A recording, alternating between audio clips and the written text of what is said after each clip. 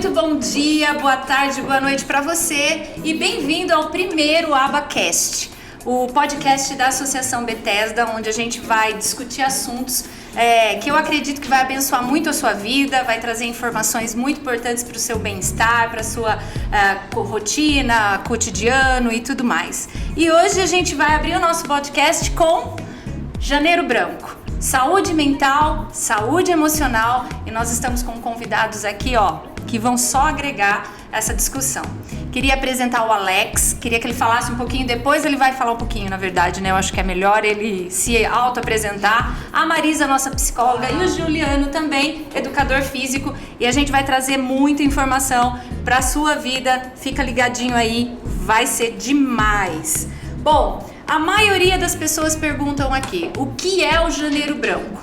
Então, o Janeiro Branco é uma campanha que começou em 2014, lá em Uberlândia, por psicólogos que criaram o Instituto Janeiro Branco, com o intuito do quê? A gente precisa saber o que fazer com a nossa saúde mental, certo? E aí, eu vou trazer agora um pouquinho do espaço para vocês falarem quem são vocês, trazer um pouquinho da bagagem de vocês dentro dessa área de saúde mental, para que o pessoal te conheça todos aqui também, naturalmente, lógico. Vamos lá, Alex, vamos começar por você. Prazer, estar aqui com vocês, obrigado do convite.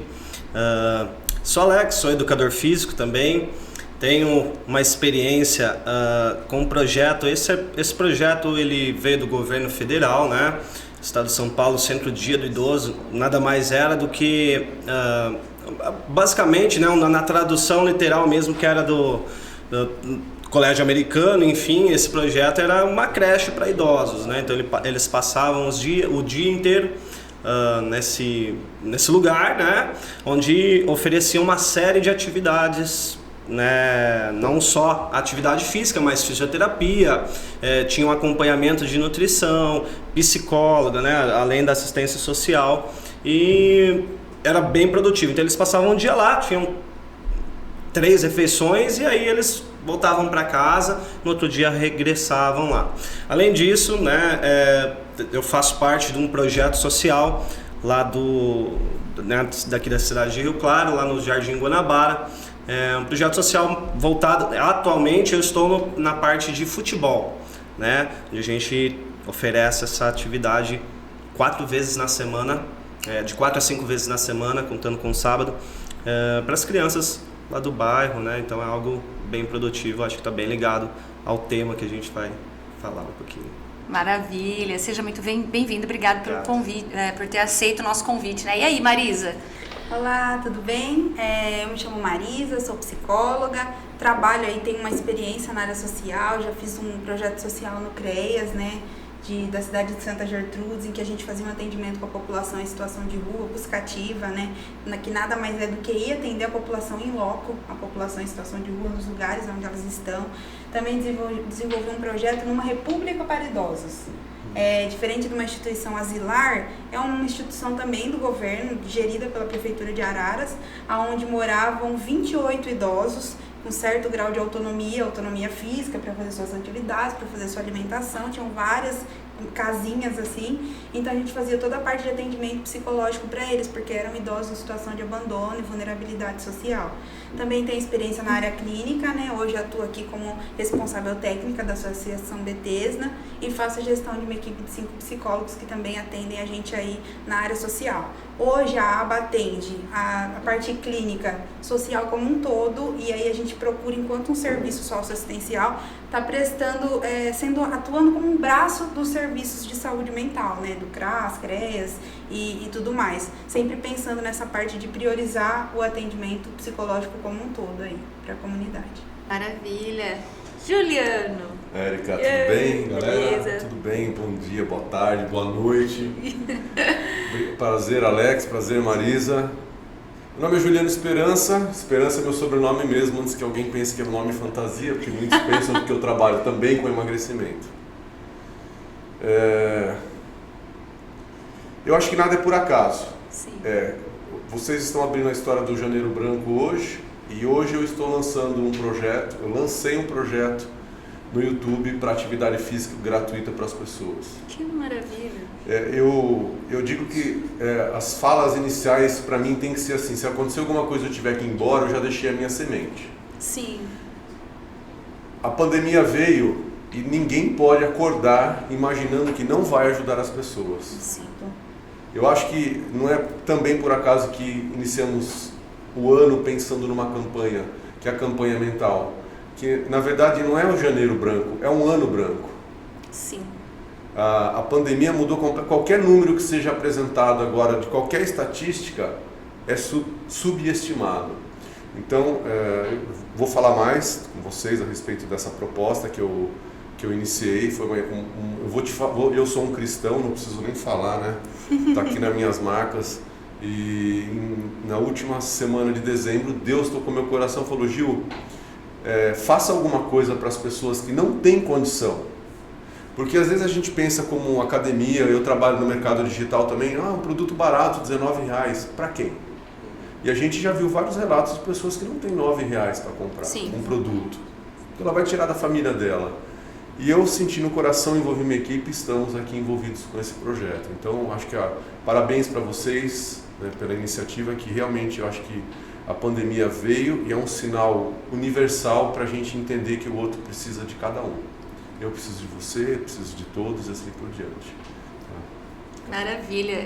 Nada é por acaso. Isso eu lembro que a última vez que a gente estava falando do Outubro Rosa, você falou essa frase e é verdade. Vamos lá, gente.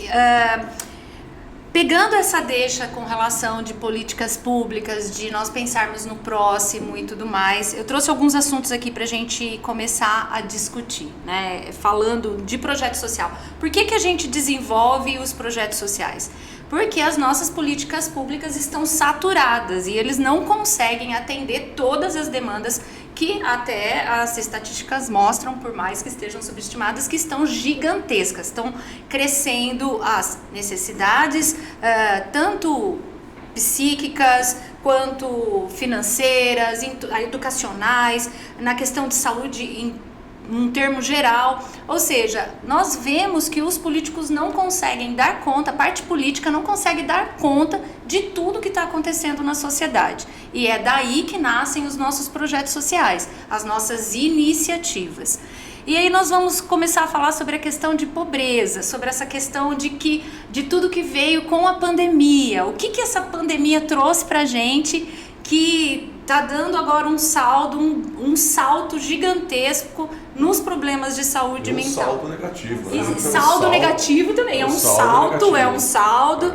A gente começa a ver que assim, quem tinha problemas de relacionamento em casa, assim, explodiu problemas de convivência familiar. Porque agora de fato passaram a conviver, né? Exato. Antes era uma convivência meio que velada, assim, as pessoas trabalhavam, tinham escola, tinham coisas alternativas. Exato. Que passaram um bom tempo sem ter, né? A gente percebe também que a questão do desemprego aumentou, os salários não estão compatíveis com o aumento dos preços. A gente teve casos aqui dentro da instituição assustadores, assim, que pessoas que chegaram até o extremo do suicídio porque não conseguiram lidar com a falta de trabalho no meio termo de perder tudo.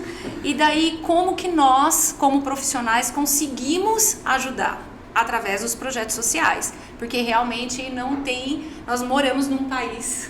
Você veio agora de uma experiência internacional, você sabe muito bem, né? Eu posso falar, né? Eu acho que quem conhece uma cultura europeia, por exemplo, fora, vê que o nosso país é falido. Exatamente. Nosso país é falido. Exato. Eu tenho amigos políticos e eu vou falar, estou aqui para falar a verdade, eu não acredito na política.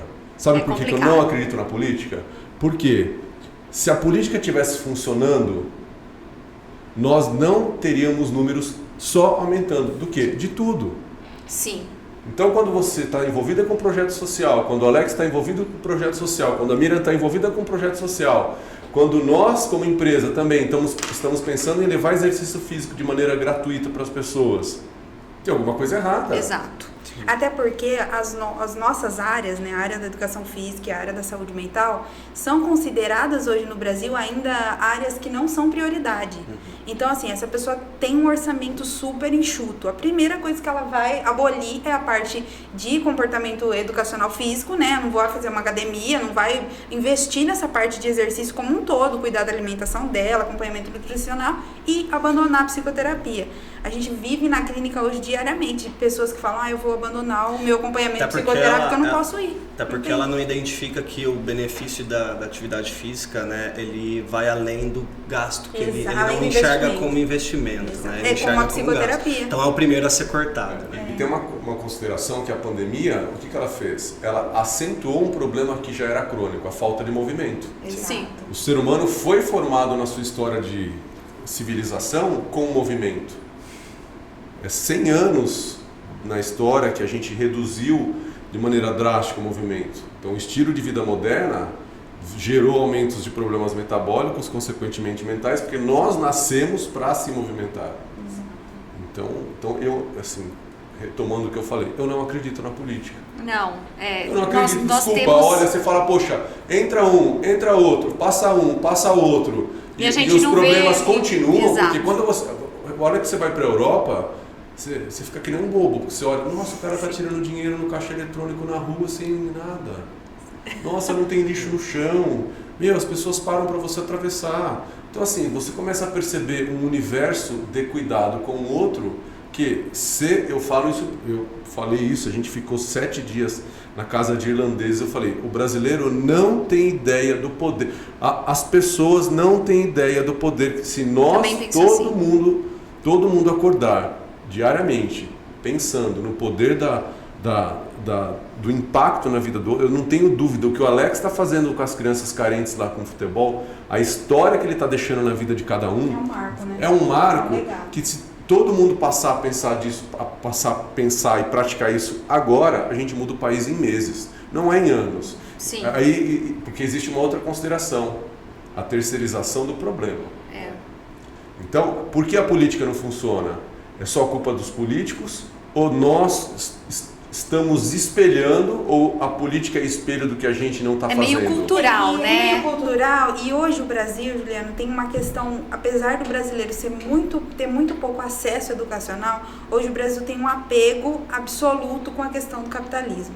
Então, quando a gente fala em questão de projeto social, em questão de fazer alguma coisa pelo outro, sem que eu tenha necessariamente alguma coisa em troca, ou às vezes com um retorno muito pequeno, ainda é olhado com um pouco de medo, ainda é olhado como um território inseguro e desconhecido. Você tem que fazer sem esperar. A mão direita faz sem a esquerda. Exatamente. Mas assim, a parte social ainda é olhado como um território inseguro e desconhecido. Por isso que pouquíssimas pessoas se aventuram a experimentar. Depois que experimentam, lógico, a gente pega um gosto absurdo. Mas... quando você é interno, né? O benefício é interno. Né? Falando da Irlanda, e por incrível, eu estava lendo uma matéria hoje falando sobre a questão de depressão. Existe um estudo, aí eu fui entre aspas, por causa que estatisticamente, realmente, eu tenho muitas dúvidas com relação a algumas estatísticas. Hoje tem uma base pela OMS que 19 milhões de brasileiros estão convivendo com crises de ansiedade e depressão. Houve um aumento assim gigantesco, sendo que inclusive falando que em segundo lugar está a Irlanda com 61% das pessoas e aqui no Brasil 63% entre ansiedade e depressão e os Estados Unidos com 60%. Quer dizer, a gente só vê que esse caso de pandemia aumentou a questão de nós estarmos ansiosos, o que vai acontecer comigo? Nós tivemos aqui mesmo, na nossa comunidade, nós fizemos parte da Igreja do Nazareno e nós vimos muitos membros da igreja, pessoas que conviviam com a gente assim, em crises absolutas de medo. Se eu sair de casa, o que vai acontecer comigo? E aí entra, né, toda a nossa realidade. Tá, eu tô preso dentro de casa, eu não tô saindo. Como eu vou me alimentar? Como que eu vou me mexer? Brasileiro tem as casas brasileiras são pequenas, não tem espaços assim para ao ar livre pra gente se movimentar. As famílias são grandes, né? Exato, o povo tava com medo de ir em parque, imagina, caminhada, essas coisas, estava todo mundo meio apavorado. Só que isso parece que tá bom, tá terminando entre aspas, vamos falar sempre entre aspas, a pandemia, mas esses costumes não se acabam. Parece que não, a gente continua nesse círculo vicioso. Maravilha. E esse impacto na mente, Marisa? Então, eu costumo olhar para essas questões da pandemia como um marco geracional. Quando você fala assim, as coisas não tendem a não voltar. Eu acredito que realmente elas nunca mais voltarão a ser como antes. O que nós vivemos foi um marco geracional. As nossas gerações e as futuras vão saber desse momento que nós vivemos. Momento de uso de máscara, nós temos crianças que nunca viram o rosto de pessoas sem máscara. Né? Nós conhecemos pessoas na pandemia que nós não sabemos como é o rosto delas sem máscara. Então, assim, é um momento muito novo. E eu percebo que esse marco geracional trouxe um território desconhecido, uma sensação de despertencimento, de estar vivendo uma situação que a gente não viveu antes e que foge absolutamente do controle. E é uma tendência natural do ser humano querer acessar o controle das coisas, o horário das coisas, o funcionamento das coisas, querer entender, estudar, saber, conhecer. E quando a gente vive um momento que a gente está tomando uma vacina, mas assim, é novidade, ela acabou de ser feita. Antes o estudo de uma vacina demorava 10 anos para ser elaborada. Uma vacina que traz centenas de discussões e argumentos de pessoas que não têm conhecimento científico, palpitando para tudo quanto é lugar. Dentro do campo científico, né, tem muitas discussões sobre vacina. Vacina, não vacina, essa é boa, essa é melhor, essa que você tomou é melhor que a minha, nossa.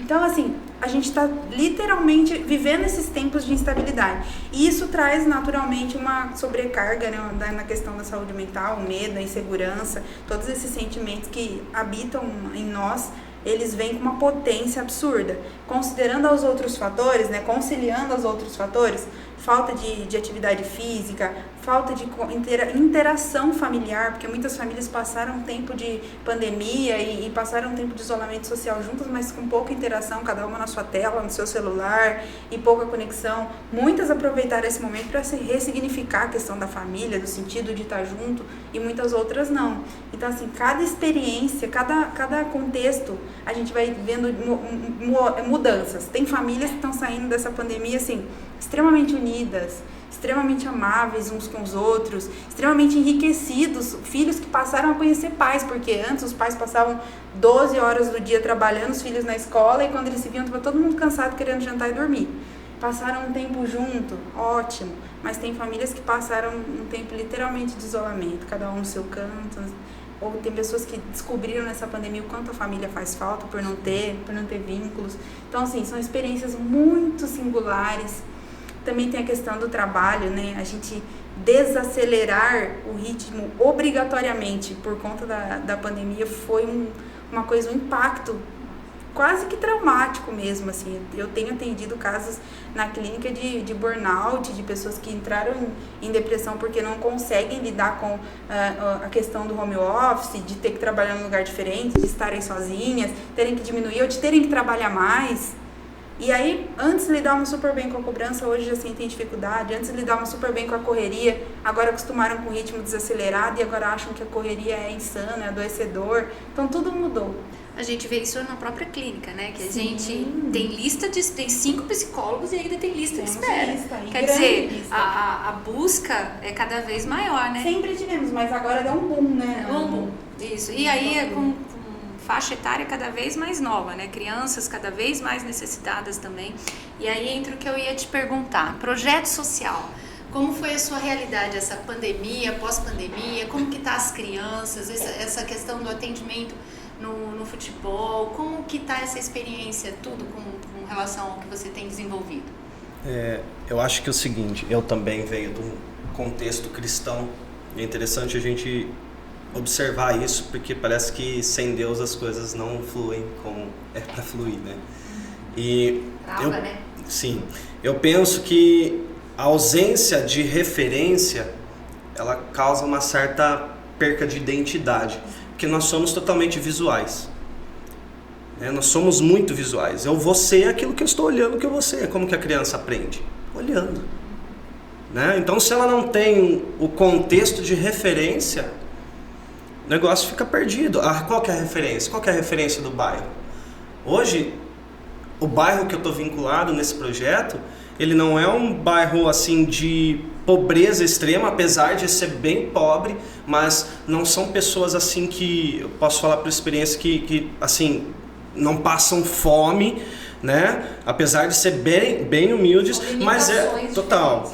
Agora é uma realidade de violência, é uma realidade onde o tráfico ele é o ambiente, né? Então as crianças crescem vendo isso, e o que é melhor para eles? Esse seria o normal, né, da realidade. Essa é a realidade do bairro. Essa é a realidade do bairro. Então, quando eles não têm a referência, se a gente não estivesse lá com esse projeto, eles não teriam essa referência. Qual seria a referência deles? A identidade que eles estão construindo é baseada naquilo que eles estão vivendo. É muito que eu sempre converso aqui com os profissionais que desenvolvem as nossas, em parceria com a gente, assumem os nossos projetos sociais. Trazer para essa população, seja ela de qual bairro for, opções.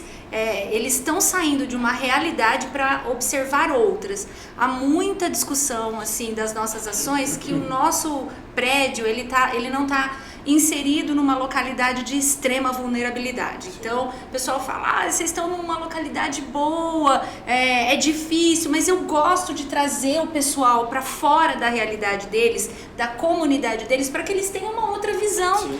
Quer dizer, quando eles chegam no prédio da aba, eles veem outras pessoas, outra realidade, eles veem os guarda-chuvinhos coloridos, eles olham a sintonia das músicas, é uma bateria tocando ali, é um violino ali, uma pessoa conversando lá, quer dizer, eles estão saindo de uma opção e vendo uma vida atrás saindo daquela bolha, opção, né? Exato, saindo da bolha, você falou tudo. Inclusive isso que você está falando é uma estratégia dos equipamentos da rede do SUAS. A maioria dos serviços de CRAS, CRES, eles não são localizados em regiões periféricas e de extrema vulnerabilidade social. Eles são localizados em regiões de meio centro. Por quê? A ideia é que as pessoas saiam das comunidades para acessar esses serviços, justamente para elas terem esse olhar de urbanização da cidade como um todo, né? Porque assim, quando eu falo uma realidade de tráfico é normal para as pessoas que moram ali, é essa questão que o Alex falou. A referência delas é aquela, então elas precisam sair daquele contexto, olhar o entorno, como o Juliano traz a perspectiva da Europa. A gente só percebe o quanto nós vivemos uma realidade adoecida e difícil e empobrecida aqui no Brasil, quando a gente acessa uma realidade que tem um contexto muito melhor. Então a gente precisa sair desses lugares e ir para outros para a gente conseguir ter uma noção. Se eu puder complementar, claro, contar um pouquinho dessa parte do projeto, porque assim, o projeto em si chama Projeto Lucinéia, né, localizado no Jardim Guanabara, e esse projeto ele iniciou primeiramente comigo com o futebol. Só que é interessante a gente entender que o bairro, as proximidades ali do bairro, tem vários projetos. E ainda a demanda não é atingida, né? A demanda é muito maior ainda, caberia muito mais. E então, nos 3 últimos anos, né, que foi quando iniciou, esse último ano a gente conseguiu ter uma crescente boa. Hoje a gente atende em média 50 crianças só no futebol, participando 5 vezes por semana, né, 4 vezes por semana ali do futebol. E o mais alarmante, na minha opinião, e é uma base que é uma experiência assim que me choca muito, é que em um ano a gente conseguiu 50 crianças, beleza. Só que nesse um ano, familiares de 4 crianças foram vítimas de homicídio dentro do bairro. É bastante. Bastante. Uma porcentagem grande. 2 delas eram pais das crianças. Um cometeu suicídio. Então é algo muito forte. Se a gente não conseguir fazer alguma coisa por eles, né, então fica difícil, porque como que tá a cabeça dessas crianças, sabe? A experiência que eu tenho é uma criança específica de 14 anos parou de frequentar. Por quê? Porque esse a gente perdeu pro tráfico. Ele já fechou o braço inteiro de tatuagem com 14 anos, ele é praticamente dono de boca com 14 anos. Esse a gente não conseguiu fazer nada. Então isso é muito pesado. Eu fico me perguntando como chegar a impactos realmente, porque a gente fala muito sobre o trabalho de formiguinha, se todo mundo agir como formiguinha. Exatamente. Se não, fica um trabalho de formiguinha aleatório. Eu falo de novo, os dados do Alex reverberam a minha fala que eu não acredito na política. Eu não acredito na política por conta disso. Não falta dinheiro no mundo, não falta comida. A gente joga comida fora. Sim. Dinheiro é uma coisa que cada vez mais, o que está faltando? Interesse com o próximo. Independente, a questão não é discutir se é direita, se é esquerda, não interessa. Pode ser até virado para a lua, não me importa qual seja, mas é interesse fidedigno com o próprio. Garantir de o quem? direito, né, do de próximo. todos. Porque se a gente tem a violência crescendo, é porque o espaço da grama verde está diminuindo. Sim. Se o mato está crescendo é porque a gente não estamos cuidando, quem todos. Entre o que o Alex falou, né? Às vezes vem aquelas sou contra ter religião na igreja, ter religião na escola, ok, só que tudo que foi tido, se a gente olhar décadas atrás, nós tínhamos uma harmonia melhor e maior da humanidade. A informação hoje, a beleza da informação está tornando as pessoas, a gente tem acesso a tudo e não tem conexão com as pessoas, com os seus entes queridos, porque independente das pessoas serem desfavorecidas economicamente, quantas famílias nós vemos tem a casa limpinha, a roupa não sei o que, tudo em ordem. Por quê? Porque elas têm uma visão de mundo que é a visão que a gente tem como princípio. Aí, uma coisa, a hora que você falou, Marisa, que me deu um insight. O que será que as pessoas piraram quando viram que não podiam mais trabalhar? Porque também é o escudo do trabalho, né? Porque é fácil enganar que você está trabalhando no trabalho. Sensação de ocupação, É de utilidade, fácil, né? porque é o seguinte, eu vou ser sincero, para mim a pandemia não foi problema nenhum. Eu me virei e continuo me virando e vou fazer o que tem que ser feito. Por quê? Porque eu tenho que ser responsável. Hoje eu cheguei para minha filha e falei, filha, em casa, agora o pai está trabalhando, não vou conseguir conversar com você. Aí a hora que der 5 horas da tarde, 5h30 provavelmente, tchau. Aí eu sei que eu tenho que sair do meu papel de empresário, de seja lá o que for, para ser par. Só que eu não posso me esconder, então eu vejo que as empresas, quantas empresas percebem hoje que tiveram aumento de lucratividade, porque as pessoas quando foram para casa, quem ficou trabalhou melhor. Por quê? Porque ela saiu do escudo, que era o escritório. Você abre o computador, finge que está trabalhando. E em casa, você não pode fingir porque você tem que entregar resultado. Muitas manteram o sistema de Então, o que a pandemia inverteu? A pandemia falou o seguinte, olha, hoje quem não traz resultado, não serve. Exato. Então, eu quando falo, e quem me acompanha na mídia social sabe, falei isso ontem, quando eu vi a reportagem do Fantástico, das pessoas moradoras de rua, com barraca, pais, mães e crianças, eu fico até arrepiado, pedindo comida. Eu falo, meu Deus do céu, será que só eu que estou sentindo isso? Tá no meu story ainda. Falei, galera, acorda amanhã, vocês precisam ajudar o próximo. Só que não é ajudar e sair falando para olha o que eu fiz. Não é isso. É fazer por quê? Porque esse mundo hoje, se não melhorar, eu tenho uma perspectiva. O Brasil se torna inabitável daqui 20 anos se a gente não mudar. A gente quem? Vai esperar da classe política? Não. É o que o Alex está fazendo, é o que a Érica teve iniciativa, é o que vocês fazem aqui, é o que a comunidade da igreja faz, que a gente sabe que faz. Né? Tem gente ruim? Em todas as áreas. A gente não pode usar essa questão de gente ruim como uma desculpa para não fazer. Vou puxar a bola para vocês, lá Nazareno. Ninguém se torna o que vocês estão se tornando, crescendo, fazendo coisa errada. Exato. Fazendo coisa certa. Né?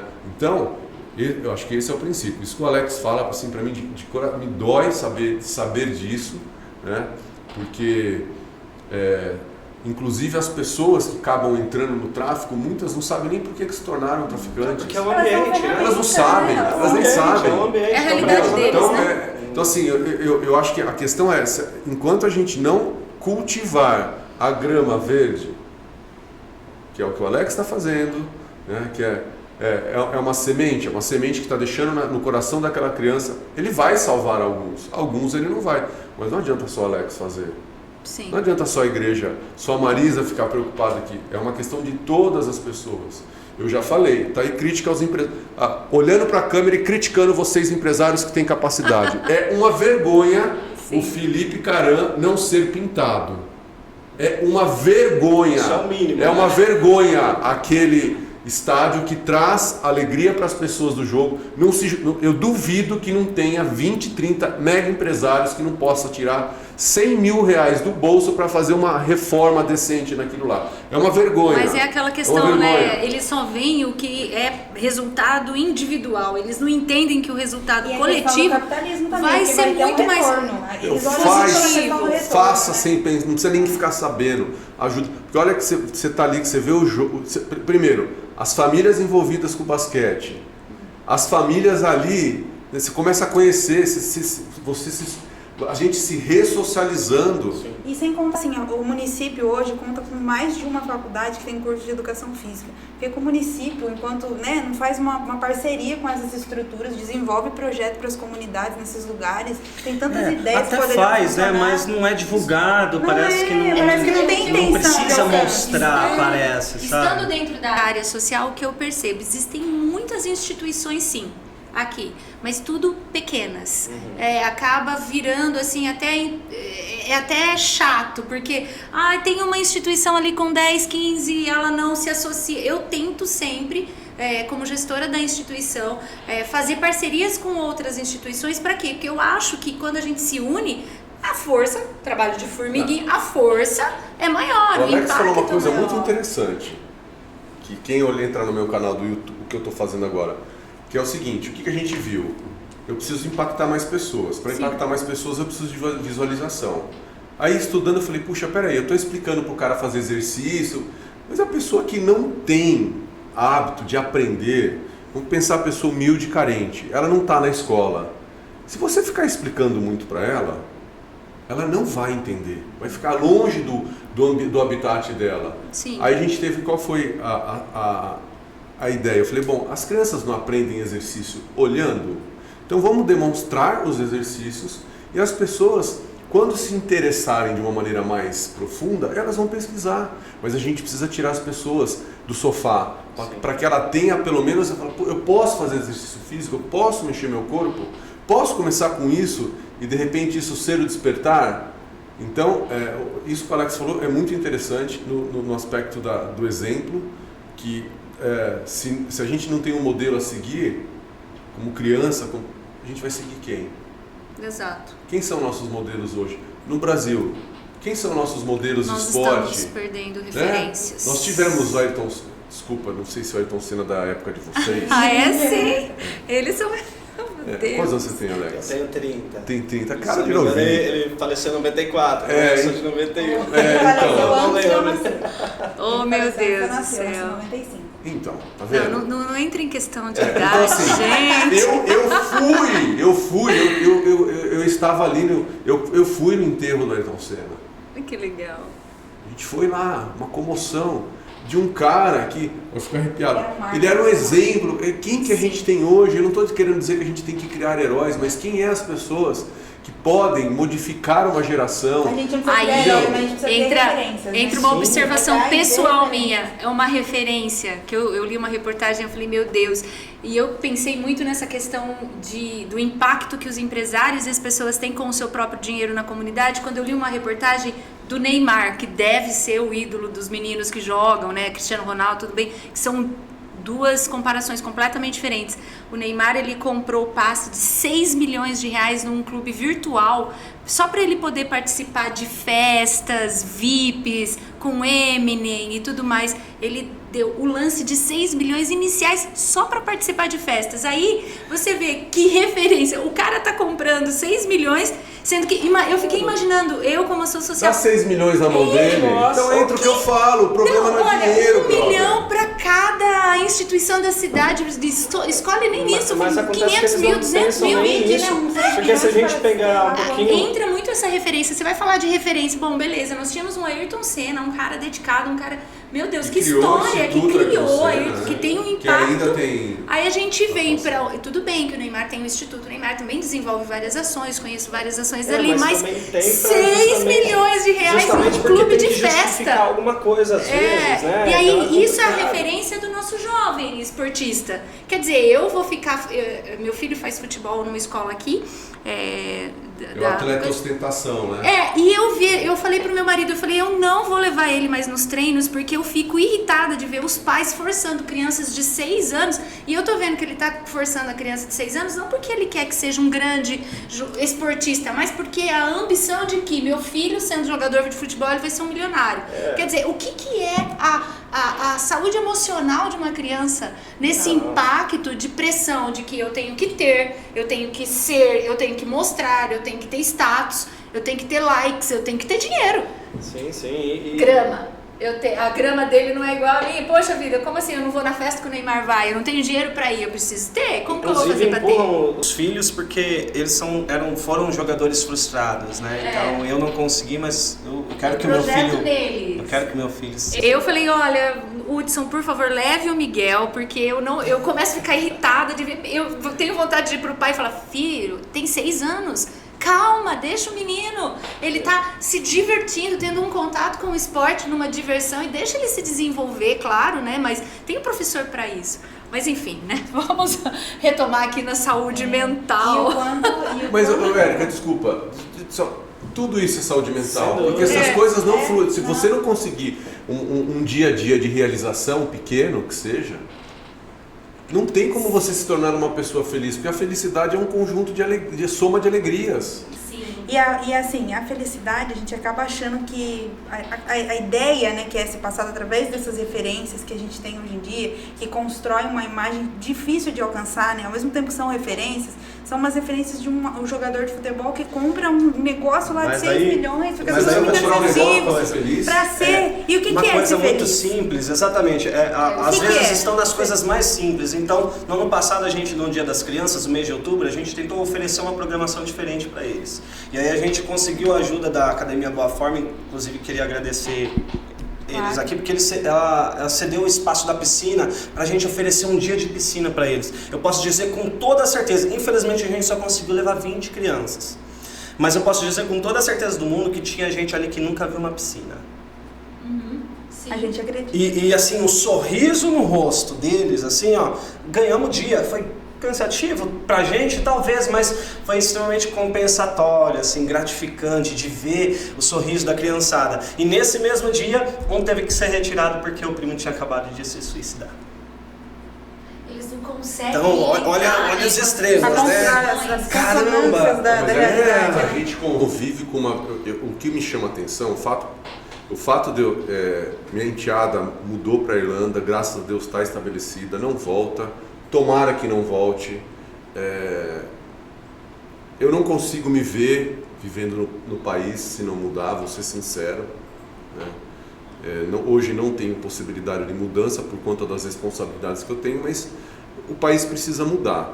Quando a gente percebe a diferença da violência que está sendo gerada no Brasil em todos os níveis, a automutilação, os cancelamentos, as discussões, ninguém consegue entender que quando você não concorda com a outra pessoa, não significa que você quer matar a outra pessoa, você simplesmente não concorda de acordo com a sua experiência, o seu opiniões, né? né? Perdendo o senso de respeito, o senso de mais acesso ao limites, outro, né? O senso de limite. Então, quando a gente começa a olhar para isso, a violência no nosso país, e a gente vive num lugar privilegiado, imagine os interiores desse país, né, os interiores, a gente vive uma violência que está entrando em todos os níveis. Em todos. Você fala qual? Qualquer um. Né? É só olhar o trânsito. É impressionante. Eu acho que a questão da necessidade das pessoas melhorarem a sua saúde mental é o reflexo. A pessoa entra no carro, ela vê o carro como ela se transforma, parece que ela é um transformer. Nossa, ela joga o carro. E o Claro é especial nisso. É especialista. Recado para os meus alunos do instituto. Tá aqui, ó. Que eu já falei para eles. Pessoas que paravam na vaga de deficiente. Absurdo. Aí eu cheguei e falei para um assim, sua meta é se tornar um deficiente? Ele falou, por quê? Cara, todo dia você está parando na vaga de deficiente, eu acho que é isso que você quer para sua vida. É óbvio que ele ficou bravo, ele falou, por que você está me falando isso? Eu falei, cara, você está vibrando nessa energia. Você está pedindo para o universo se tornar um deficiente. Ah, mas é 15 minutinhos. Eu falei, então, fala que é 15 minutinhos para o deficiente quando ele precisar parar. Que tem que andar 5 quarteirões porque você está na então, Olha, nós vivemos uma experiência isso em Camboriú. Meu avô já partiu, mas ele não tinha as duas pernas, ele teve um problema circulatório e ele teve os 2 pés amputados. E nós estávamos em Balneário Camboriú, eu lembro porque eu tinha o quê? Eu acho que uns 15, 16 anos. E ele foi parar na vaga de deficiente, tinha gente parada. E daí o lugar que nós íamos era questão de um quarteirão. Pra mim isso não é difícil, pra você não é difícil. Meu avô não conseguia, a gente demorou 15 minutos pra ele conseguir andar um quarteirão, porque assava a parte da perna dele, que tinha perna mecânica. Mas pra ele andar um quarteirão foi muito sofrido. E eu fico imaginando, meu Deus do céu, essa vaga existe, são pessoas comuns que param na maioria das vezes, então por que não respeitar? Mas aí entra naquela questão que a gente está falando, o senso de respeito, na minha opinião, está cada vez menor, e isso eu vejo ensinado desde pequenininho, nas crianças. Porque isso tem origem no ambiente domiciliar, né? Ninguém manda em você, vai lá e bate, olha assim, apanhou. Eu tive experiência com o meu filho, com um menino mais violento, e assim, foi uma discussão em casa assim, com os familiares. Não, mas você tem que mandar ele bater e revidar. Eu falei assim, aí nós estávamos assistindo um capítulo de um programa de televisão específico, não lembro qual, e a pessoa falou assim, mas antes de você bater, entenda por que aquela pessoa é violenta. Você não precisa ser igual a para poder se defender. E é isso que é difícil para os pais hoje, para essa comunidade, ensinar, ainda mais num ambiente de violência. O que eu preciso ensinar? É que você tem que ganhar sempre. Olha, mas agora... E o que acontece? Depois de uns anos, algumas pessoas na clínica extremamente machucadas, porque elas batem, apanham. Fica uma troca de violência. Bater é um desprendimento de energia tão grande quanto apanhar. E aí as Exato. pessoas se machucam e chegam muito Eu queria fazer uma pergunta para Marisa. Marisa, eu acredito, se eu estiver errado, sim, que muitas pessoas entraram em depressão porque elas viram que não eram capazes de serem pais. Pode ser. Elas chegaram em casa e falaram, bom, agora eu vou ter que cuidar do meu filho 24 horas por dia. Nós Tem tivemos essa questão. problemas pontuais com pais. Aqui nós temos o Geração de Samuel com a primeira infância. A gente atende cerca de 60 crianças. Aqui tá lá um monte de bebezinho, né, Marisa? Ai, que coisa mais linda. Meu Deus do céu, eu sou apaixonada. Mas enfim, começou essa semana a nova turma. E pais que brigavam que mesmo na pandemia queria que a gente voltasse. Porque, tipo assim, o que eu vou fazer com meu filho em casa? Eles encontraram, eles adoeceram porque eles não souberam ser pais, muitas vezes não conseguiram desempenhar suas funções profissionais, e aí vem aquela crise de identidade no sentido assim, o que eu sei fazer direito? Não consegui trabalhar ou foi dispensado do trabalho porque a pandemia fez deu uma enxugada no mercado, não dá para fingir. Mas aí o que aconteceu? Acharam uma alternativa. Administrar em massa telas, desenhos, celular, todo tipo de mídia digital para criança. E aí a gente entra num território extremamente perigoso e adoecedor, porque hoje a produção digital para criança é extremamente pobre, uma produção empobrecida, com conteúdo de má qualidade, que ensina muito pouco, que estimula a violência, que ensinam como se cortar, que ensinam como bater. E aí a gente fica olhando tudo isso, né? Um cenário de pais que não sabem ser pais, que tem filho por status muitas vezes, sei lá, por um acidente, né? Por uma inconsequência que não soube se prevenir, veio aquela criancinha e eles soltam a criança no mundo em função dessas mídias. E acaba que a gente vê as crianças se fazendo a partir dessas coisas, né? Como que eu vou fazer meu filho ficar quieto? Exato. Eu vou dar uma tela pra ele. O que ele tá assistindo? Não importa, ficou quieto. Ficou quieto. E hoje tem a questão muito da Infelizmente. Tem muita questão da plasticidade cerebral, né? A gente aprende as coisas durante um percurso da vida, que é a nossa primeira infância, de forma absolutamente absorção. A criança olha e ela absorve o que ela escuta, ela consegue prestar atenção em vários estímulos ao mesmo tempo, ela tá escutando a televisão, ela tá escutando o que os pais estão falando lá na cozinha, ela tá assistindo, ela tá vendo a luzinha piscar, eles têm essa capacidade de absorver vários estímulos ao mesmo tempo, que ao longo do tempo, não que a gente perde, mas o nosso cérebro vai se condicionando a trabalhar um pouco menos nesse sentido, então a nossa capacidade de aprendizado, ela vai sofrendo essa evolução do tempo junto com a gente. Tanto que você ensinar um processo de alfabetização para uma criança e para um idoso é absolutamente diferente. Uma criança vai aprender muito mais rápido. E aí a gente pensa, o que eles estão aprendendo? Quem vão ser esses adultos daqui a algum tempo? Sim. Quais são os modelos, né? Entra de novo o que a gente está falando. Exato, voltamos lá. Quais são os ídolos? Eu tive um problema muito sério com meu filho. Quando começou a história da pandemia, ele entrou direto no Fortnite. Fortnite tem uma... Você vê que tem uma inteligência de psicologia e comportamento tremenda. Eles entram num estado hipnótico na hora que está jogando. A criança fica... Ele mudou completamente. Ele se tornou agressivo. De repente não reconhecemos mais nosso filho. Conversei com a Cris. Mãe já viu, né? E a hora que eu preciso mudar alguma coisa, aí eu faço jus ao meu tamanho. Todo mundo fica com medo.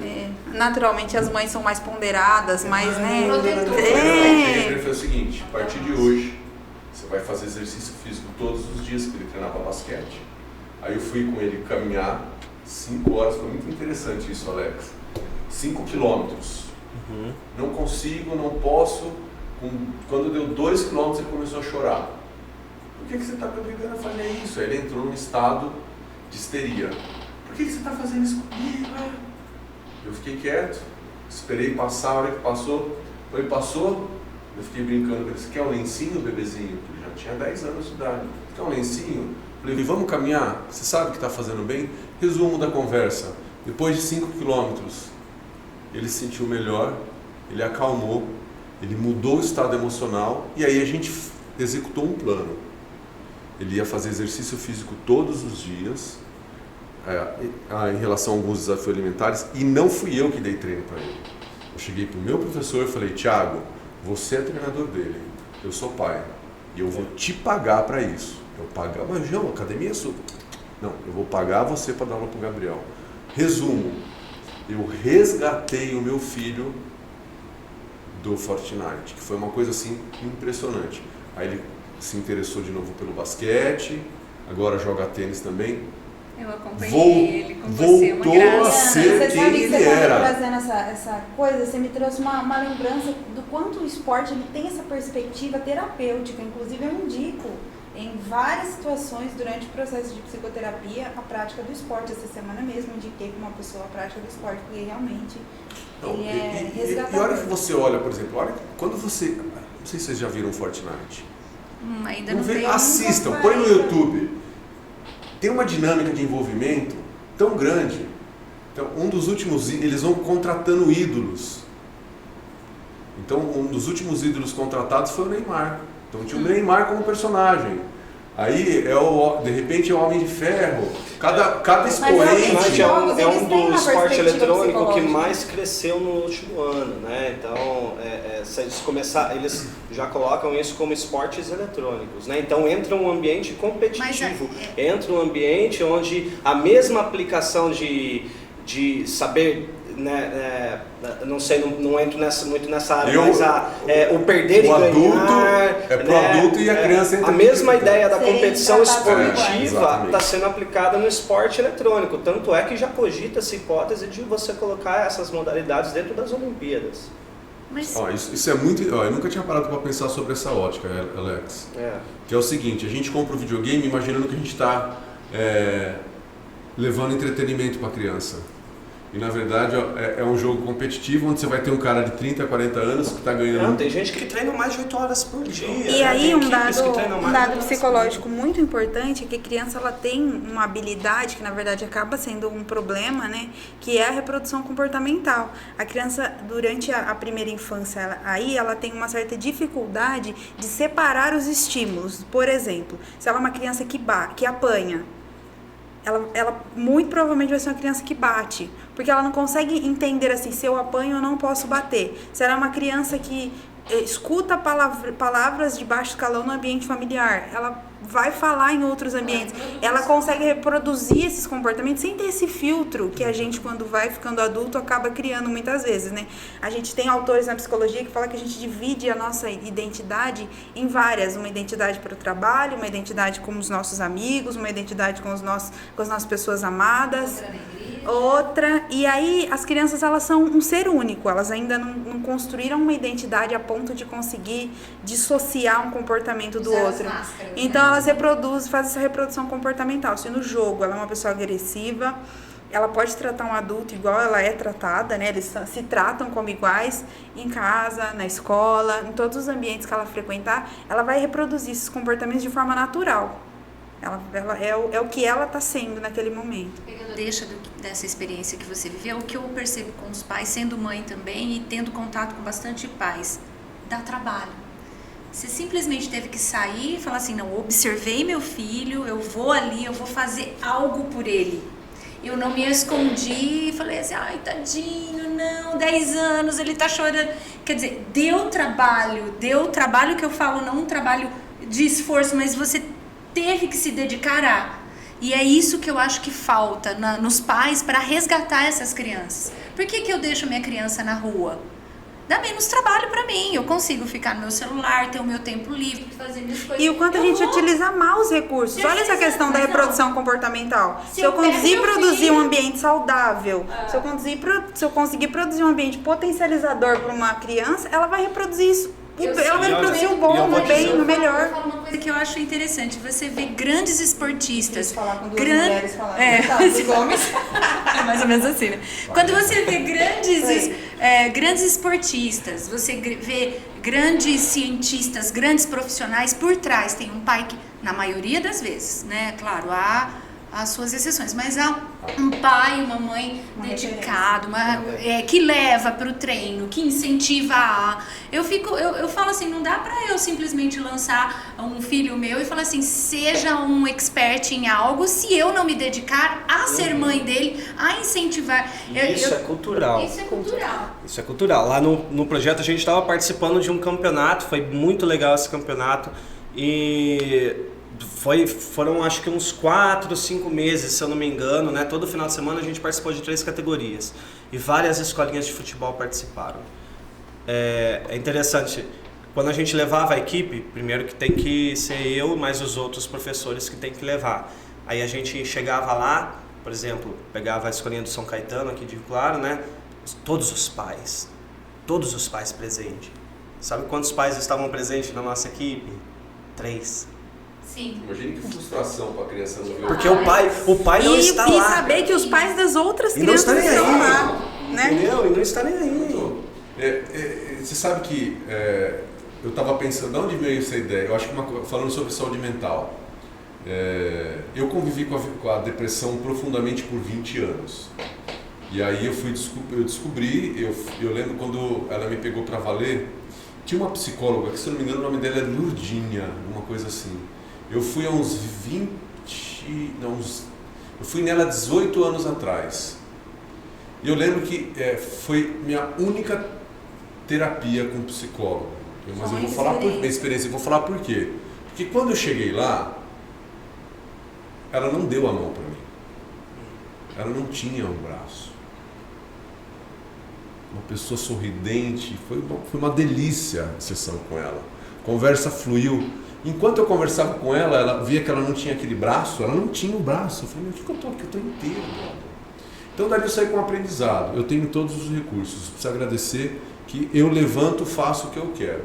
Segundo foi descobrir, para mim, e acho que para boa parte das pessoas, a codependência da atividade física para não deixar a depressão crescer.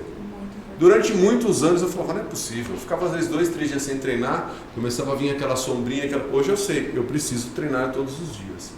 E sempre, quando eu não sei o que fazer, seja qual for a área, relacionamento, que foi o caso do Gabriel, pessoal, profissional, eu não sei o que fazer, eu falo, eu vou treinar. Porque se eu treinar, eu vou modificar o meu interior, eu vou modificar o meu estado hormonal, eu falo que eu deixo de alimentar a caixinha do estresse. A gente tem um único fio condutor que a gente tem que dividir as energias. Eu tenho a caixinha do estresse, eu tenho a caixinha da paciência, eu tenho a caixinha da sabedoria, eu tenho a caixinha do amor, eu tenho várias caixinhas. Quando a gente começa a perder a sensação de realização, isso vem, inúmeras vezes eu me sinto incapaz. Inúmeras vezes. Mas por quê? Porque todos os meus fios de energia foram conectados ao estresse, à ansiedade, à depressão. Eu falo, opa... Porque esses sentimentos, eles são ímãs. Eles Exato. retiram a energia de qualquer outro Existe- aspecto aí- que te envolva e puxa para eles. Você começa a praticar o exercício físico, não tem como você manter a caixa do estresse, da depressão ativa, porque você vai começar a ficar ofegante, que é o músculo pedindo oxigênio, que é a energia vital, é o que mantém a gente vivo. Sem contar E a aí- formulação física e metabólica, né, do esporte. E aí foi quando eu falei, puxa, eu preciso criar um plano para o Gabriel. Ele não, foi onde eu vi, ele começou a ficar em casa, sem contato com amigos e tal. Então, se eu for contar minha história aqui, pode juntar umas 3 horas, mas eu venho de uma história de violência, diferente de pais e mães que apoiaram, eu venho de uma história de violência física.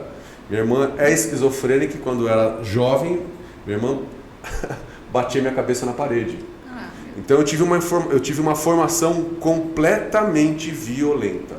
Eu não sofri abuso sexual, mas eu tive que passar por desafios com a violência, de todos os níveis, de uma esquizofrênica de último grau.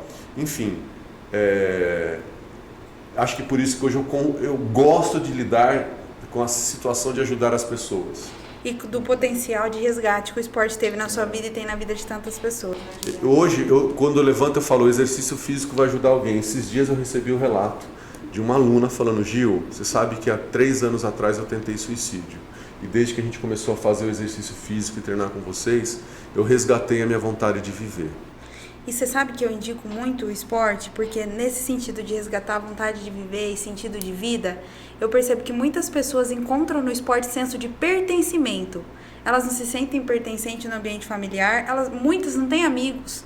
A gente encontra na clínica pessoas que assumem, eu acho que é um lugar de íntimo, né? A gente encontra muitas pessoas que assumem não ter amigos. E no esporte elas encontram amigos, encontram famílias que a vida dá, né? E aí elas se vinculam umas às outras pessoas em sintonia no mesmo objetivo. O objetivo é andar de bicicleta, então elas formam um grupo de andar de bicicleta e fazem amigos, irmãos, e naquela trajetória que pedala, umas conhecem a vida das outras e elas se vinculam de uma forma terapêutica. Muitas vezes o efeito é mais substancial do que tudo que a gente faz em terapia. A gente não pode negar que nós precisamos formar matilhas. Exato. Sim.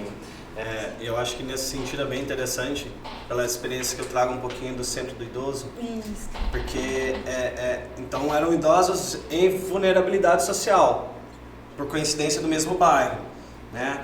E ali o quanto é importante essa sociabilidade. Senso de pertencer, né? Estar participando de algo, né? Acho que as atividades que eram oferecidas ali era só algo, um chamariz ali, né? Mas eles estarem juntos, né? Eles estarem participando, eles estarem conversando, se abraçando, sorrindo um para o outro, né? Isso é importante. E aí veio a pandemia, teve que cortar. Eu já não estava mais fazendo parte do projeto nessa fase, mas eu fiquei sabendo que assim, ó, a média, né? Infelizmente o envelhecimento a gente trata de tempo de vida, né?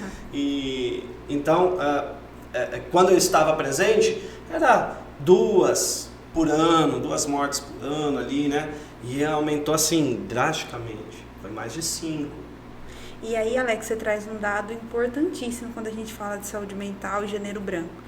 Nós estamos aqui já há alguns minutos discutindo saúde mental, discutindo bem-estar, produção de saúde. E agora, no andar da conversa, nós chegamos na produção de saúde mental para idosos. Esse é uma coisa também muito emergente que a gente precisa se preocupar muito e olhar com muita atenção. A gente se preocupa muito com a juventude.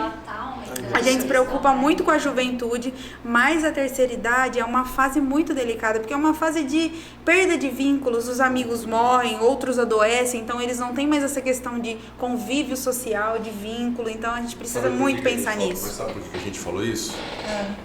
E como que a gente vai conseguir cuidar do idoso Se nós não conseguimos cuidar do jovem. Se quem tem que cuidar do idoso está destruído. Antes fosse que a gente estivesse... Galera, vamos conversar hoje sobre a saúde mental do idoso, porque o resto tá bom.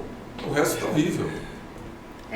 A gente precisa ter profissionais saudáveis, sérios. Nós precisamos ter famílias estruturadas para que a gente possa... Eu vejo assim, a gente perdeu a nossa avó agora em dezembro para o Covid. Foi uma perda, assim, você pode falar, mas 86 anos, né?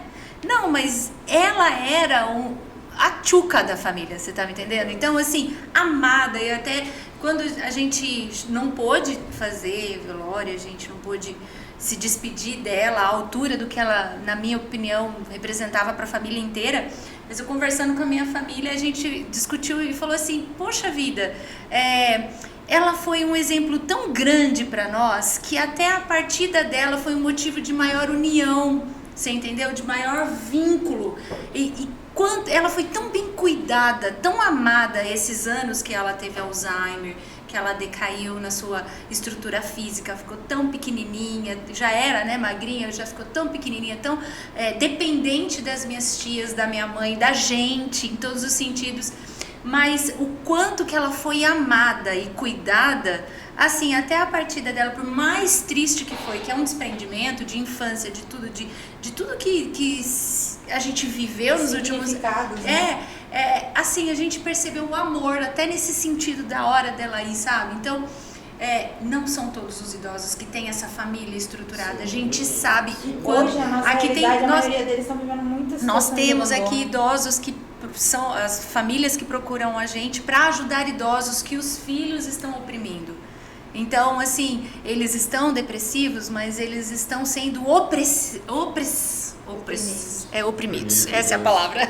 Fugiu. Oprimidos por quem? Por quem deveria estar cuidando deles. Porque se você dá uma velhice saudável, eu não posso dizer que por mais todo o sofrimento que minha avó passou, eu vi ela, um dia, eu tenho várias, ela não morava aqui, eu tenho várias fotos das chamadas de vídeo que eu fazia com ela, toda sorridente. E o quanto é um processo de aprendizagem a gente trabalhar, né? Acho que é isso que falta, sabe? E a hora que a gente começa a pensar em todo esse cenário, né, a internet crescendo, isso que o Alex falou que realmente, eu nunca tinha parado para pensar, né, que o jogo está sendo criado não para crianças, mas sim para monetizar, ganhar dinheiro e ter grandes jogadores. É por isso que a gente vê uma criança de 5, de 10 anos jogando e vai ter um adulto de 30, 40 anos ali como profissional, né? E dane-se. Cadê a educação do amor que a gente deveria estar praticando? Exato. Que a gente tem o livro mais antigo, que eu acho, né, até cômico quando as pessoas questionam, né, a origem da Bíblia. Será que ela foi feita por ele mesmo? Né? Hoje em dia a questão vem sendo amar para quê? Amar então, para assim, quem? Eu acho que não é que nem... imaginar, cadê a educação do amor? Como que a gente está ensinando nossos filhos ou as pessoas próximas a nós a perpetuar o amor? Amor, não esse amor no sentido de, né, de mimimi, paz, não é amor, porque o amor envolve a educação do não também. Sim. Do não pode, do não vai. Essa tem sido um dos grandes gargalos, conciliar uma educação amorosa com uma educação educadora. Tem alguns autores na psicologia que falam que os pais não precisam ser perfeitos, eles precisam ser suficientes. Eles precisam ser suficientemente amorosos, suficientemente exercer autoridade. E aí a gente acaba caindo em muitos limites, né? Tem pais que são extremamente autoritários e pouco amorosos, pais extremamente amorosos e pouco autoritários. A gente não consegue encontrar essa suficiência. Por isso que eu tenho essa tatuagem. Quantum satis, o suficiente. Suficiente. Eu gosto de pensar que é isso que eu tento pensar como filosofia de vida mesmo, que quando a gente deixa de buscar uma evolução, seja ela qual for, a gente só está sobrevivendo. E talvez a sobrevivência seja só a inércia, né? Então, quando a gente deixa de evoluir, a gente só passa a sobreviver. E daqui para baixo é 2 palitos. Daqui para você perder a vida, né? É 2 palitos. Não precisa de muito, é um sopro. Então, eu acho que essa ideia, né? Você que está assistindo isso, que algo cresça no seu coração para você não parar de evoluir. O que é evoluir para você? Não sei. Cada um tem o seu sentido Cada um de evolução. Mas, né? meu, sabe, a gente acha que, mas nossa, eu tô tão longe de um projeto social, mas o que você pode fazer pra ajudar isso, sabe? Eu escutei um pastor falando, se você tem 2 braços, vai abraçar alguém, cara. Vai num asilo, vai lá oferecer abraço. Você não tem ideia do quanto isso vai ajudar uma pessoa. Isso, né? E aqui nós estamos falando de algumas perspectivas de produção de saúde mental, tem tantas outras, tem a arte, tem a música, Sim, tem, nossa, mais inúmeras, complexo, o negócio né? é Nós infinito. tivemos uma experiência semana passada, uma das mães falando comigo que a filha dela, pré-adolescente, estava extremamente revoltada e ela se envolveu na música. Um ano. Você vai falar, nossa, é uma coisa de, né?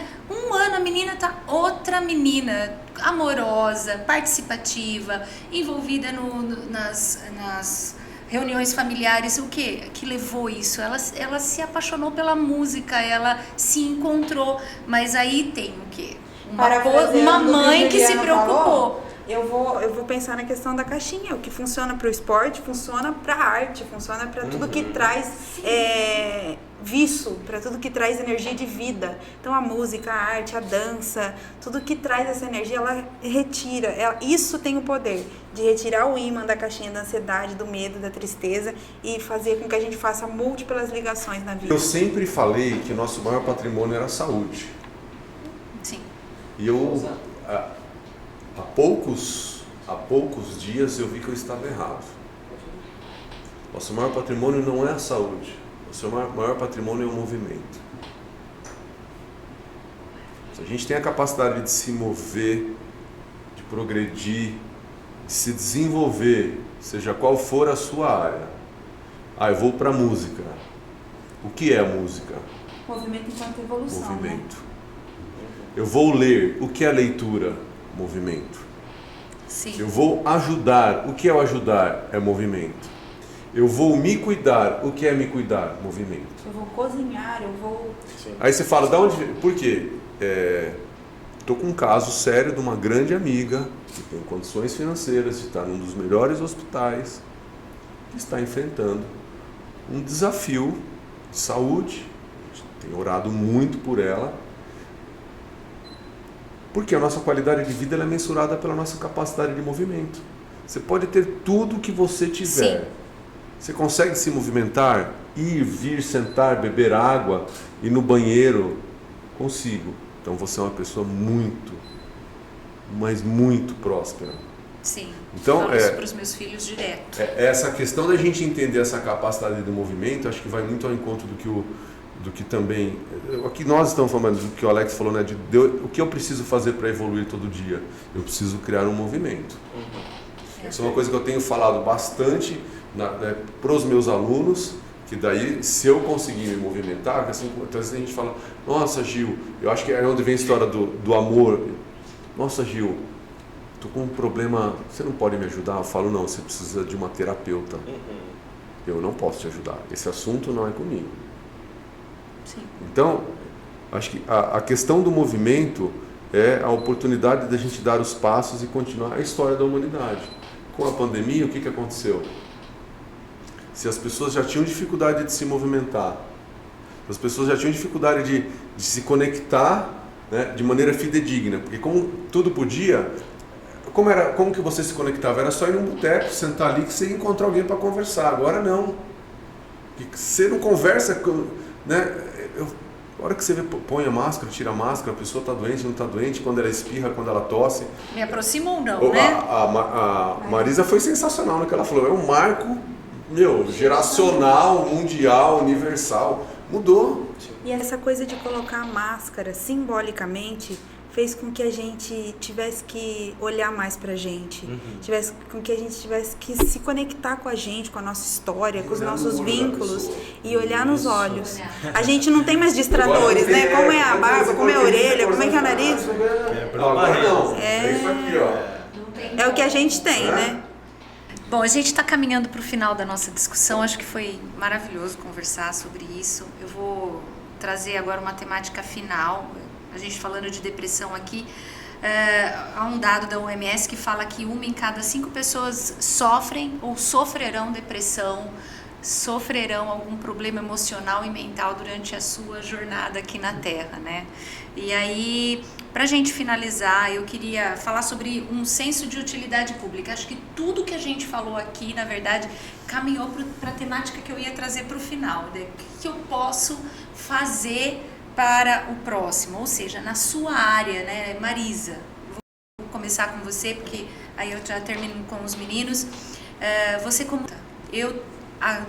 ouvindo tudo que vocês falaram, avaliando todos esses conceitos, aí eu tô aqui te ouvindo também, eu descubro que, eu descobri que a minha saúde mental e emocional, ela precisa de cuidados.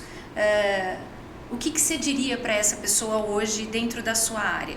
Falar, olha, o que você procura, como você procura, onde você procura, porque é o que eu sempre falo, a gente pode discutir vários assuntos, mas a gente tem que trazer opções para essa pessoa buscar essa ajuda que a gente tanto discute, né? Aonde, né? Eu vou começar parafraseando um filósofo que eu nem acompanho muito, mas um dia que eu acompanhei, ele falou uma coisa que vai caber muito bem nesse momento. O Mário Sérgio Cortella falou uma vez que uma coisa nasce pronta e morre pronta. O ser humano, ele nasce não pronto e ele se faz até o dia da morte. Então, eu acho que muito do que a gente precisa é se desvincular dessa nossa ideia de concretude. Quando a gente fala dos dados da OMS, uma a cada 4 ou cada quantas pessoas? Uma em cada 5 pessoas tem ou terá depressão. A gente está sentenciando o quê? Se eu tiver dentre essas 5, mesmo que eu não tenha, até o dia da minha morte, vou esperar, porque eu vou desenvolver. A gente tem que se desvincular dessa ideia de concretude, dessa ideia de temporalidade, como se a gente estivesse ao acesso do amanhã, como se a gente estivesse pronto. Nós não estamos prontos. E essa sensação e essa ideologia de não estarmos prontos é reconfortante. Porque se hoje eu estou triste, o meu movimento é para que amanhã eu esteja feliz. A tristeza é um sentimento natural. Eu não tem como eu não vivê-la. Eu preciso estar triste em algum momento da minha vida. Não preciso estar preocupada do meu filho dar o melhor brinquedo que o amigo da escola ganhou igual para ele não ficar triste. Ele precisa estar triste, ele precisa estar frustrado, ele precisa conhecer esses sentimentos para ele conseguir transitar quando ele estiver muito feliz e valorizar o momento da felicidade, porque a felicidade é um momento, ela não é um estado de permanência, a gente não pode permanecer lá. Quando a gente permanece muito tempo, a gente perde referências, a gente perde sentidos, a gente se perde de muitas coisas que são importantes para o nosso crescimento, para a nossa evolução como pessoa. Então, essa ideia de transitoriedade, de vida, de não estar pronto, hoje eu gosto disso, amanhã eu posso não gostar mais. Eu não gosto disso porque eu nunca experimentei, então eu vou experimentar. Eu gostaria de andar de bicicleta, mas eu não sei andar. Eu tenho uma bicicleta, mas eu não posso acompanhar quem faz trilha porque eu pedalo poucos quilômetros. Mas eu vou treinar, eu vou... Essa ideia de transitoriedade, de tempo, de não ter acesso ao tempo, ela é reconfortante, porque ela traz a questão da gente não estar pronto ainda. E a gente nunca vai estar, então a gente sempre está aberto à mudança, a gente sempre está aberto à evolução, à saúde, ao crescimento. Quem está triste hoje, meu convite é, vamos viver. É isso. Sensacional. Maravilha. Alex, você, para a gente ponderar, caminhando para o final. Eu acho que assim, volto na frase anterior, né? Se a gente pensar que se a gente só está sobrevivendo, se a gente deixa de evoluir, de aprender algo, assim como você acabou de dizer, se a gente vai participar dessa estatística ou não, eu não vou identificar como uma parte de escolha, mas não deixa de ser um opcional. Você tem a opção de ficar parado ou você tem a opção de tentar aprender, de sair da zona de conforto, né? de tentar buscar uma melhoria. Então, acho que se a gente puder ter uma abordagem prática, né? Um dever de casa, uma liçãozinha de casa, se movimente, né? Faça alguma coisa, sabe? Não se deixe, não se permita ficar parado, estacionado. Me coloco, né, à disposição, você que tem interesse. O projeto, o Sinai está de portas abertas para que você que tem interesse de fazer algo, né, que você queima algo no seu coração de poder promover o bem para alguém, pode deixar comigo, não sei se tiver jeito de deixar o contato ali por escrito, por e-mail, enfim.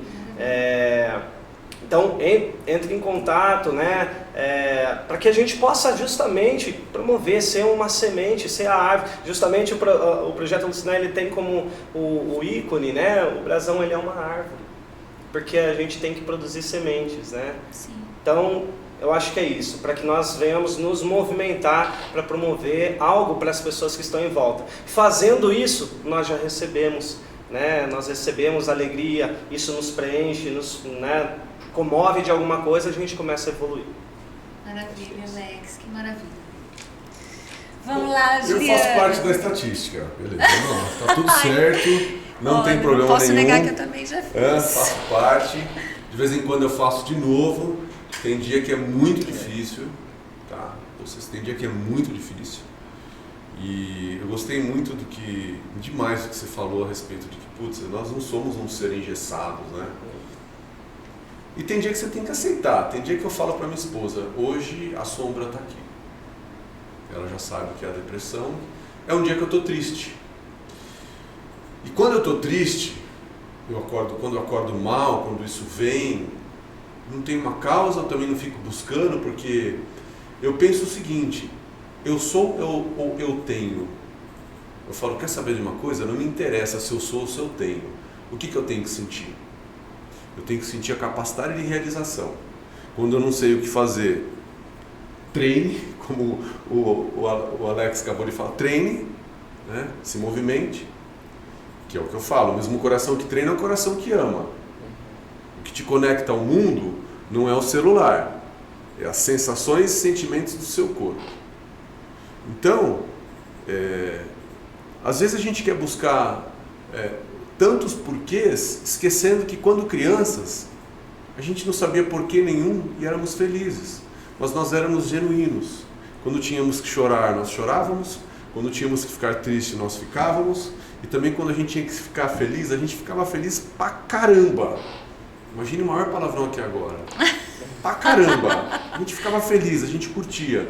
E de repente a gente começa a viver uma sociedade que cria moldes, modelos. O empresário tem que ser o cara que anda de terno, de gravata, ele tem que usar relógio X, tudo besteira. A maior besteira do mundo. Não é isso que traz alegria e felicidade. E acho que a pergunta que eu deixaria para todas as pessoas, o que te move? Por que você levanta todo dia, todas as manhãs da sua cama? Com qual objetivo? Eu falo para os meus alunos, eu não quero que vocês sejam... Eu falo que a melhor maneira de... Quer secar o abdômen? Toma banho e usa toalha. Esquece essa balela. Outra coisa, cuidado com o Instagram, reforçando dentro do que a Marisa falou, sim, com as felicidades tóxicas. Nossa, eu tenho vontade de esmaiar o celular na parede e de ver aqueles... Ai, gente, acordei hoje. Essa pessoa nunca está triste? Nunca tem problema. Nunca tem problema? A vida é perfeita. A pessoa está sempre... O cara está sempre arrumado. Tem gente que me critica, você não tem vergonha de aparecer com barba? Oi? Com a barba desfeita? Falar, vai catar coquinho, brother. Você dorme comigo? Eu falo assim mesmo no Instagram. Você dorme comigo na minha cama? Você divide a cama comigo? Dá licença, cara. O Instagram é meu, eu ponho o que eu quiser, que é vida real. Então, esses modelos sociais devem ser monitorados por cada um e de verdade, hoje eu levo esse aprendizado para casa. Nós não nascemos prontos e nós nunca estaremos, porque todo dia, todas as vezes que eu vou dar palestra, eu falo, galera, trouxeram a folha em branco? Sim. Eu não quero olhar o que já foi escrito. Vamos usar uma folha em branco? Eu vim aqui com uma folha em branco e aprendi. Né? Fiquei feliz de saber, né, uma ponta de esperança que tem um projeto social em Rio Claro, uma coisa importante. E o caminho todo dia é um novo dia. Todo dia é um novo dia. Fala do seu projeto. Então, meu projeto é o Movimento 2022, que iniciou no Instagram, que é um projeto que a gente está tentando envolver o maior número de pessoas, que é treinos de 6 minutos, de segunda a sexta-feira, todo dia 5 horas da manhã, no canal do Juliano Esperança, no YouTube, é entrar e assistir. Realmente a ideia qual é? A gente fazer desse projeto assim... Eu sei que 2022 vai ser um ano muito difícil para nós brasileiros, principalmente levando em consideração as eleições. Sim. Vai ser um despertar de ódios, vai ser um despertar de ódios, né? E nós fazemos parte da solução. Eu falo que nós como instituto e nós aqui, nós fazemos parte da solução. O que eu vou fazer para ajudar as pessoas é levar conteúdo, a gente está realmente gravando com estúdio, fazendo um conteúdo de verdade para as pessoas poderem acessarem de maneira gratuita. Gil, o que precisa? Nada, é entrar no canal e assistir e treinar. Né? Não vai ter oferta, não vai ter venda, não vai ter gatilho, não vai ter isca de mercado digital, não vai ter nada. Né? Tanto que a minha equipe de marketing digital de São Paulo nem sabe, vou fazer reunião com eles 4 horas agora, eles nem sabem que eu já startei esse projeto. Porque o projeto é meu, a missão é minha, a vida é minha e eu ajudo quem eu quiser, não tenho rabo preso com ninguém, ponto final. Entendeu? Simples assim. Isso daí, gente. Você me conhece há muitos anos, Érica, sabe que genuinidade é comigo mesmo. Eu sei, isso é ótimo, eu gosto disso. Aproveitando o gancho, eu gostaria de falar um pouquinho da aba Psicologia também, né? Sim, sim. Hoje a aba Associação Bethesda é um dos braços aí, é a aba Integração Social, e a gente tem uma equipe de psicólogas, hoje sou eu e tem mais 5 psicólogas muito qualificadas. Nós atendemos aí a comunidade como um todo, não só a comunidade da qual fazemos parte, que é a Igreja do Nazareno, mas toda a comunidade que estamos prestando serviço e estamos abertos aí. Nos procurem, queira dar um passo para ter uma vida diferente mesmo, nós estamos aqui. Maravilha. Bom, chegando nessa parte final, queria agradecer muito a presença de vocês. E apesar de nós estarmos falando sempre sobre todos esses paliativos que a gente pode assumir com relação à nossa saúde mental, eu queria finalizar com a parte da espiritualidade. Nós somos uma instituição vinculada à Igreja do Nazareno. Necessariamente nós não pregamos placas de igreja, mas nós pregamos o amor. O amor de quem? De Jesus, que é o nosso Salvador, que é aquele que veio com uma missão para esse mundo e trouxe uma transformação gigantesca, e não há quem não o conheça de perto que não viva uma grande transformação. Claro que a gente não pode falar que, ai meu Deus do céu, só porque eu tenho uma espiritualidade, porque eu tenho uma fé, porque eu tenho uma crença, minha saúde mental, emocional é top. Se nós formos observar os personagens bíblicos, a gente descobre muitos deles com depressão, com problemas familiares, com dificuldades de relacionamento. E qual é a força dessas pessoas? A fé de que esse momento vai passar, ele é transitório, a fé de que se eu estou em movimento em busca dele, se eu estou fazendo alguém para o próximo, o que vai acontecer com a minha vida, o que vai acontecer com o meu coração? Eu automaticamente vou ser curado, porque quando eu curo, eu automaticamente sou curado. Então as minhas ações de cura curam. Então, que você possa também buscar essa espiritualidade na fonte do amor, que você possa encontrar na base da sua fé uma razão para que você acorde todas as manhãs e possa ajudar o próximo, cuidar de si mesmo. O lema da aba é esse, né? Amar o próximo como a si mesmo. E de onde vem esse ensinamento? Não é da Érica, não é da aba, não é da Igreja do Nazareno. É do próprio Jesus. Quando ele esteve aqui no mundo, por 30 anos ele ficou no anonimato. E 3 anos, o que ele fez? Ajudou o próximo. Ele curou vidas, ele trouxe palavras de esperança, ele trouxe ensinamentos que reverberam na nossa humanidade até os dias de hoje. Então, que toda essa busca possa ser centralizada na fonte maior, que é o amor. O amor que ele tem por você, por mim, por nós e ao próximo. Não é? Então eu agradeço muitíssimo, esse é o primeiro AbaCast, a gente espera ter muito mais no decorrer desse ano, podendo trazer informações de conteúdo, que possa mudar a sua vida, trazer boas informações, melhorias e tudo mais. Conte com a Associação Bethesda, a aba, tem as informações aqui que eu tenho certeza que o Zica vai colocar pra gente, né, Zica? Todas as informações bonitinhas para você saber, todos os programas sociais. Hoje a aba atende cerca de 1.000 pessoas em todos os seus programas sociais, de uma forma direta ou indireta, fora o restaurante Bom Prato, que aí a gente já inclui uma média de 2.000 pessoas por dia. Então, ações para você desempenhar com a gente ou através, seja como for, as portas estão abertas e também ser atendido por nós, tá? Deus abençoe você, muito obrigado e até o próximo AbaCast, se Deus permitir.